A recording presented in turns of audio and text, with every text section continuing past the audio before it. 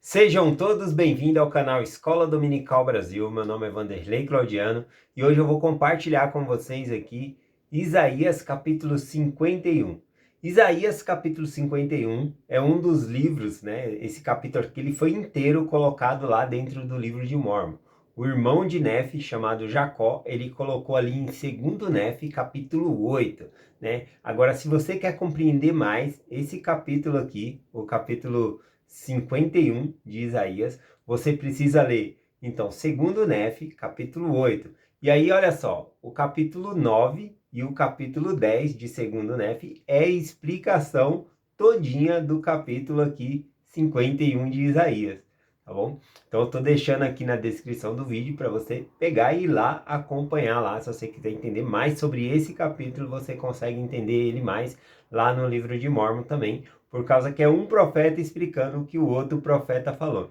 Interessante que o livro de Isaías, aqui, o capítulo 51, ele tem 23 versículos, tá bom? E lá no livro de Mórmon, ele vai aparecer com 2 versículos a mais, vai para 25 versículos, porque ele pega 2 versículos também do capítulo 52, tá bom? Então, por isso tem essa diferenciação. Mas os mesmos versículos que é aqui, em Isaías também é lá no livro de Mórmon, tá bom? Com pequenas variações que nos ajudam a entender melhor o texto aqui, tá bom? Então eu acho bem interessante fazer esse estudo dessa maneira. Bom, eu vou começar aqui com vocês compartilhando, só citando, né? Para explicar aqui Isaías 51, que é 23 versículos, Jacó, né, irmão de Nefe, ele usou ali 2 capítulos. Um dos capítulos tem 54 versículos e o outro 25. Então dá em média aí 79 versículos, né? Para explicar aqui 23 versículos, 25 versículos, contando 2 versículos ali do capítulo 51, tá bom? Então vale muito a pena você pegar, se você quer entender o capítulo 51 de Isaías, e estudar então lá, 2 Nefe, o capítulo 9 e o capítulo 10, que é a explicação aqui, tá bom? Aproveita e estuda o capítulo 8 também para pegar a sequência, tá bom? Vamos lá, eu vou compartilhar com vocês aqui Isaías capítulo 51, versículo 1 e o 2. O versículo 1 diz assim: Ouve-me vós, que seguis a justiça, os que buscai ao Senhor. Olhai para a rocha de onde fostes cortado, para a caverna do poço de onde fostes cavado. Então, quando fala aqui da rocha da qual fostes cortado e do poço do qual foste cavado, o que vocês imaginam, né? Bom, essa escritura aqui, ela está falando de Abraão, na verdade. Abraão e Sara. O versículo 2 vai trazer mais luz sobre esse conhecimento aqui. Mas aqui no começo do versículo, quando diz assim, ó, vós que seguis a justiça, se refere à própria palavra de Abraão. Vocês devem lembrar que Abraão, ele tinha o desejo de ter mais conhecimento do Senhor. O pai de Abraão, ele era idólatra e ele não queria a idolatria, ele queria o direito dele de possuir o sacerdócio para servir a Deus, né? E ele quer esse desejo, tanto que Deus concede a ele, livra ele da morte e pede para ele sair da parentela dele, e ele vai receber esse sacerdócio lá pela mão de Melquisedeque, né? Nós temos essa história lá no livro de Gênesis. Mas o fato é que Abraão, ele tinha esse desejo dentro dele e o Senhor concedeu esse desejo. Então aqui, quando a gente lê aqui, ouve vós que queres seguir a justiça, que tem o mesmo desejo de Abraão, de seguir a Deus, de possuir a verdade, tá bom? Seguir ao Deus verdadeiro. Então, ele diz assim: ouve vós que seguis a justiça. Seguir a justiça aqui significa, então, seguir o mesmo desejo que Abraão tinha, tá bom? E aqui continua: os que buscai ao Senhor. Aqueles que buscam a Deus, eles querem fazer parte da família de Abraão, porque o Senhor fez convênio com Abraão, que é o que fala aqui no capítulo 51. Que nem quando diz aqui, ó: olhai para a rocha de onde fostes cortado. A rocha aqui é o próprio Abraão, tá bom? Então, nós fomos cortados de Abraão, né? Aqui ele está falando sobre a tribo de Israel, né? Que aqui Isaías ele está profetizando e falando aqui para a tribo de Judá, mas também vai ser por nossos dias aqui, tá bom? Então, falando que eles foram cortados de lá, dessa rocha que é Abraão. tá bom? E o poço aqui que ele cita, né? E, quer ver? E para a caverna do poço de onde foste cavado. O poço simboliza Sara, né? A esposa de Abraão aqui. Vê, olha só o versículo 2, porque o versículo 1 com o versículo 2, ele forma um quiasmo, tá bom? E a ideia central desse quiasmo está no versículo final do versículo 1, que fala aqui sobre sermos cavados, tá bom? Então a ideia é essa, de onde foste escavado. Então a ideia central é da onde nós saímos, é isso aqui que é o ponto central. Então nós saímos de Abraão e Sara. Olha só o que diz o versículo 2 aqui, ó. Olhai para Abraão, vosso pai, e para Sara, que vos deu a luz, porque sendo ele só, chamei-o, abençoei e multipliquei.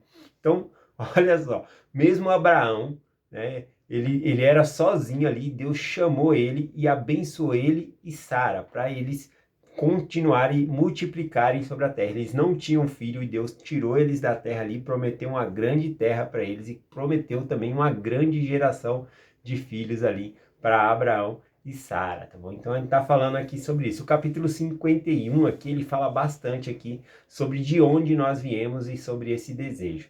Também fala aqui, ó, os descendentes dignos, né, de Abraão e Sara. Quem são os descendentes dignos? São aqueles que entram para a família de Abraão. Lembra do que Paulo disse lá, assim que já não sois forasteiros nem estrangeiros, mas concidadão dos santos e da família de Deus. Quando nós entramos para a família de Deus, nós passamos a pertencer ao convênio abraâmico, nós passamos a pertencer à família de Abraão, tá bom? Então, quando nós somos legítimos herdeiros das promessas que Deus fez a Abraão, então nós podemos requisitar essas bênçãos sobre nós. Esse versículo ele fala um pouco sobre isso aqui. Inclusive fala assim, ó, os descendentes dignos de Abraão e Sara podem requerer a sua herança e as bênçãos do convênio abraâmico, tá bom? Então aqui essas duas partes ficam dessa maneira. No versículo 3 aqui, ele promete consolo sobre Sião, porque vai vir dias de tribulações sobre a terra, tá bom? Vai vir sobre dias de tribulações aqui e ele promete um consolo aqui.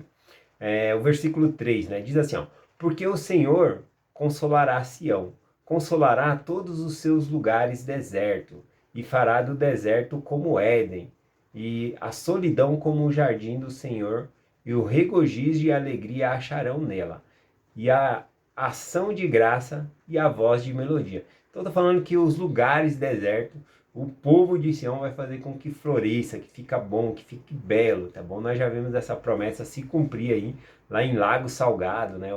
O povo de Deus chegou ali e agora é um lugar lindo por conta dessas promessas aqui, tá bom? Bom, aqui tem muita coisa para falar. O versículo 6 ele é fantástico também. Diz assim, ó: levantai vossos olhos para o céu e olhai para baixo na terra.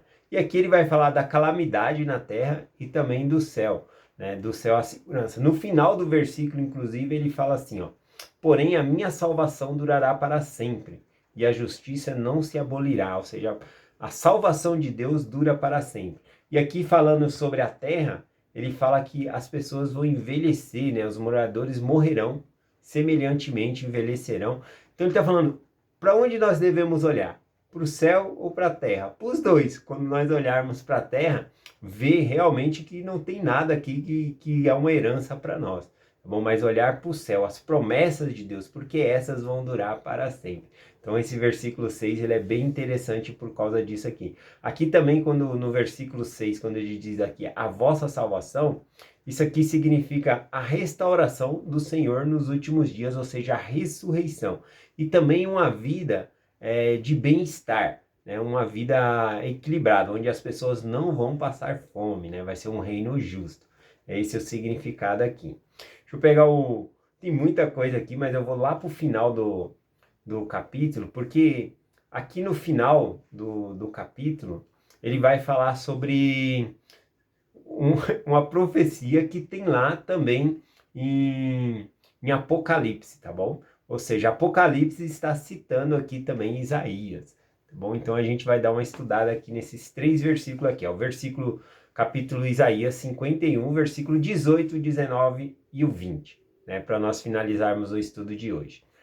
Bom, o 18 diz assim, ó: de todos os filhos que dei à luz, nenhum há que o guie mansamente. E de todos os filhos que criou, nenhum que o tome pela mão. Bom, aqui está falando de Jerusalém. Ele falou que todos os filhos que deu ali agora não tem nenhum filho que o guie pela mão, né, que pudesse guiar ali. Aqui está falando sobre um líder eclesiástico. Tá bom? Nos últimos dias, não vai ter um profeta como não tem agora, né? Não tem um profeta lá em Israel.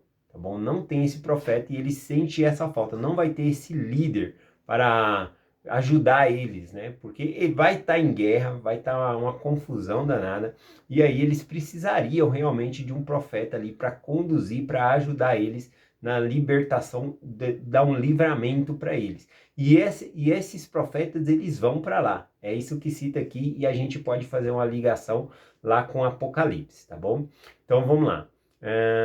Então, esse versículo 18 aqui, ele menciona o quê? Que apesar da rica história, né, que nós temos de Jerusalém, com vários e vários profetas, que nós temos os registros aqui, que são a Bíblia, agora eles não têm esse líder para guiar eles.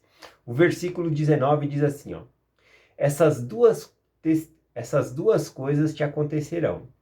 Quem tem compaixão de ti, assolação e destruição, fome e espada, por que te consolarei? Por quem te consolarei? Então aqui o Senhor faz uma pergunta: por quem te consolarei? Está vindo a vocês aqui espada, destruição, várias coisas vai estar acontecendo em Jerusalém. Como que Deus ele vai consolar Jerusalém?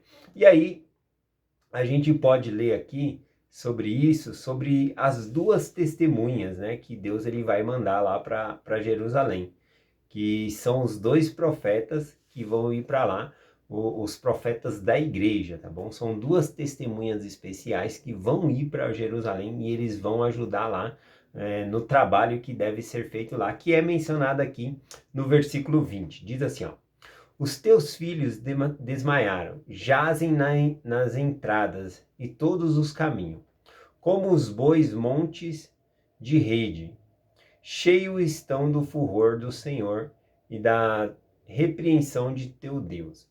Bom, aqui, né, tá falando aqui que todo o povo a Jerusalém vai estar como se fosse desmaiada, né, esquecendo-se ali do Senhor. Porém, o que diz aqui é que essas duas testemunhas elas vão estar firmes ali protegendo eles, tá bom? Eles vão fazer várias e várias coisas para proteger o povo ali, inclusive trazer muitas calamidades, tá bom? A gente pode acompanhar aliás, esse capítulo 51 aqui, o versículo 18, 19 e o 20, é muito mais fácil você entender se nós irmos lá para Apocalipse capítulo 11, que fala sobre essas duas testemunhas que vão chegar em Jerusalém e profetizar lá, tá bom? Vamos pegar lá em Apocalipse capítulo 11, o versículo 3 e é do 3 em diante aqui, tem muita coisa que fala, né? Apocalipse 11, versículo 3 diz assim, ó: e darei poder às minhas duas testemunhas, e profetizarão por 1262 dias.